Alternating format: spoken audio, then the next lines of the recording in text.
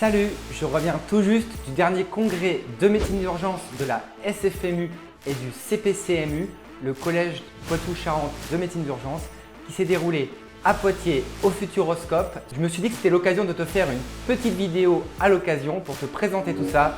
Tu vas voir, c'est vraiment génial. Allez, c'est parti, go!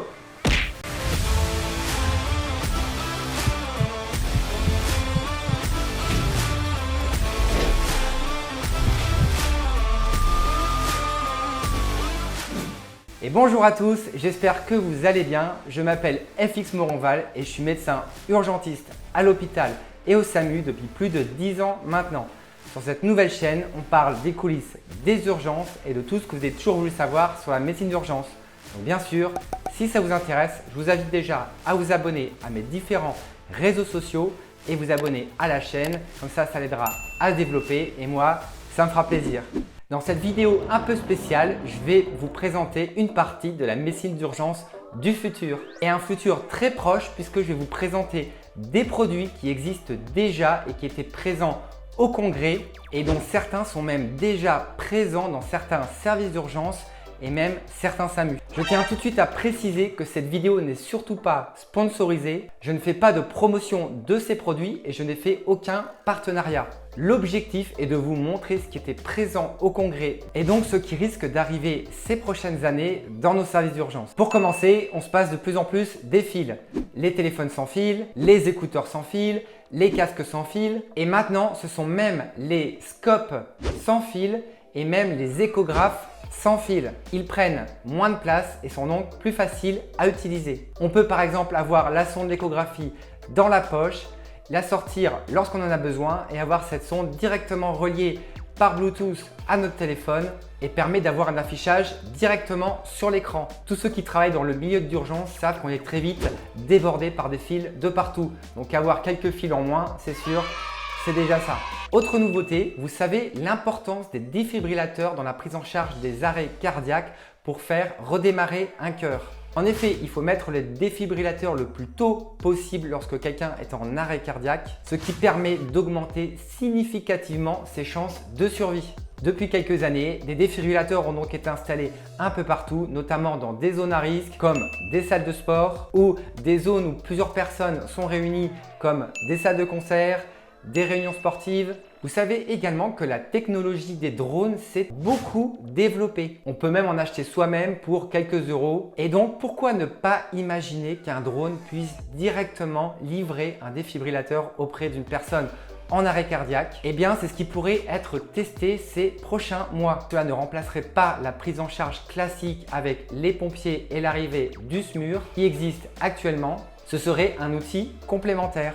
On est encore très loin des voitures et des ambulances volantes, mais pourquoi pas dans quelques années. Autre innovation, les tablettes. Vous savez que les tablettes sont vraiment partout. Vous en avez probablement déjà chez vous. Et lorsqu'on nous appelle au SAMU, il nous manque principalement la vision. Et oui, la vision permet de voir directement la gravité d'une plaie, voir sa profondeur. Elle permet également de voir la localisation d'une douleur précise, ce qui peut parfois être long et difficile aux patients à décrire par téléphone, surtout s'ils ont vraiment mal. On peut donc imaginer que des systèmes de vidéo-régulation améliorent la communication ou encore des tablettes avec la transmission des informations des équipes de terrain directement au SAMU. Ils pourraient donc transmettre des informations comme la géolocalisation ou des informations du dossier médical ou l'envoi de photos ou de courriers, d'ordonnances, voire même des aides à la décision médicale avec des grilles de calcul comme par exemple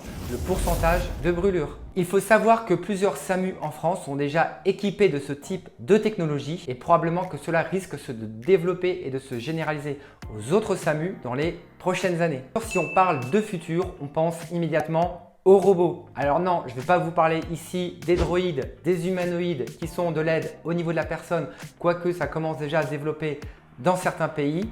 Mais concrètement, au congrès, j'ai pu voir des robots de transport et qui sont donc autonomes et peuvent se déplacer d'un point A à un point B pour par exemple transporter des médicaments ou des bilans sanguins. Et oui, parce que lorsque la prise de sang est faite, il faut bien l'amener au laboratoire. Cela permet d'éviter au personnel de faire le rôle de coursier et de se déplacer jusqu'au laboratoire et permettre un gain de temps précieux pour être près des malades. Certains hôpitaux sont également équipés de robots qui transportent des plateaux repas, des cuisines jusqu'au service de soins où sont les patients. Bon, encore une fois, on est très loin du robot médecin, quoique l'intelligence artificielle commence déjà à se développer car il existe des logiciels qui permettent d'interpréter des radios et de savoir s'il y a une fracture ou pas de fracture.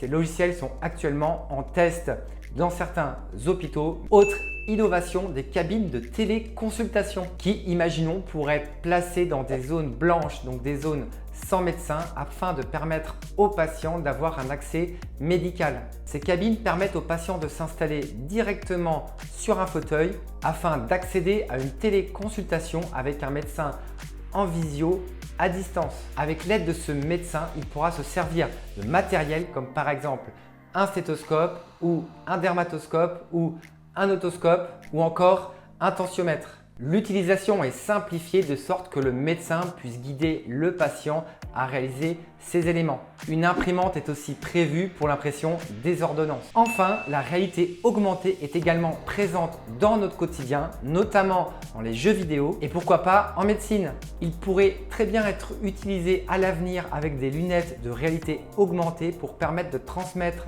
des informations directement au SAMU, accompagné de vidéos ou de tutoriels par exemple. Ceci permet également de se libérer les mains et d'avoir tout sur les yeux, un peu comme Iron Man en fait. Aussi, on peut imaginer que la réalité augmentée puisse être utile aux étudiants pour leur formation. Par exemple, pour apprendre à réaliser un geste technique comme la ponction lombaire et visualiser l'anatomie des vertèbres afin de positionner l'aiguille à l'endroit idéal pour prélever du liquide céphalo-rachidien. Les possibilités sont vraiment infinies et ce n'est que le début. Voilà, j'espère que cette vidéo vous aura plu. N'hésitez pas à mettre un petit pouce sous la vidéo pour me soutenir et surtout n'hésitez pas à me dire en commentaire si vous avez des suggestions ou des remarques par rapport aux innovations que je vous ai présentées.